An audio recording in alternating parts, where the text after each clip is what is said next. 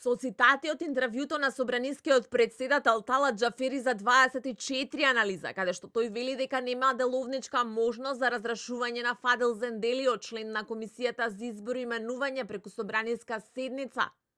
Опозиционерите во текот на целиот ден му порачуваа на Џафери дека разрешувањето е незаконски и дека ќе одговара.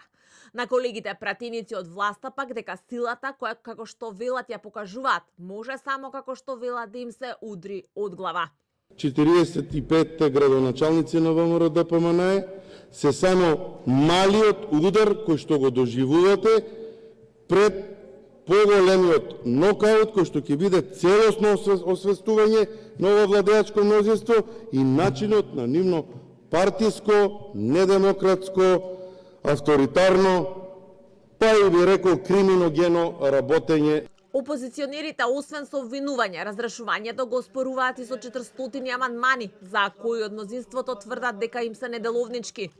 Од власта исто порака дека опозиционерите се тие што го блокираат собранието и дека власта тоа не смее повеќе да го дозволи. Како парламентарно мнозинство нема да се повлечеме пред блокадите на опозицијата. Ќе сториме сите закони важни за граѓаните да бидат донесени и да започне нивна реализација. Риката во собраниската сала и денеска жестока и полна со обвинувања. Ова мнозинство уште на самиот старт почна со реваншизам и петкратно посилна партизација. Ова мнозинство излижа онаму каде што плукна. Дали доколку ви успеевте да направите парламентарно мнозинство во вашиот неуспешен обид, дали тогаш немаше да побарате рекомпонирање на составот на комисиите? Не. Дека власта се обидува на сила да го смени, не давајќи му шанса да покаже дека неговото гласање ќе биде како што вели само во интерес на граѓаните. И денеска со порака пратеникот Зендели.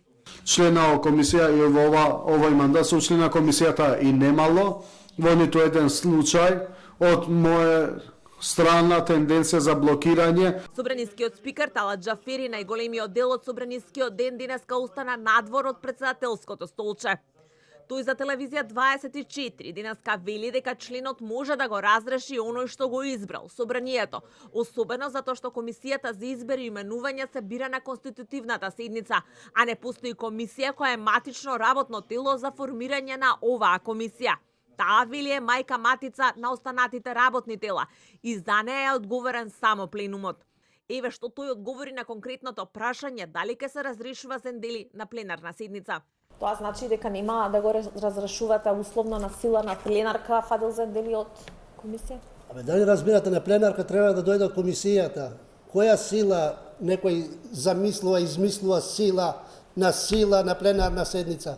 Како на пленарна седница ќе оди материјал кој што не дошол од соодветна комисија? Зендели е клучниот член кој што го прави мнозинството во комисијата за избор и именувања, а за кој опозицијата по престројувањето на Беса во опозицијскиот блок одби да се прераспредели комисијата.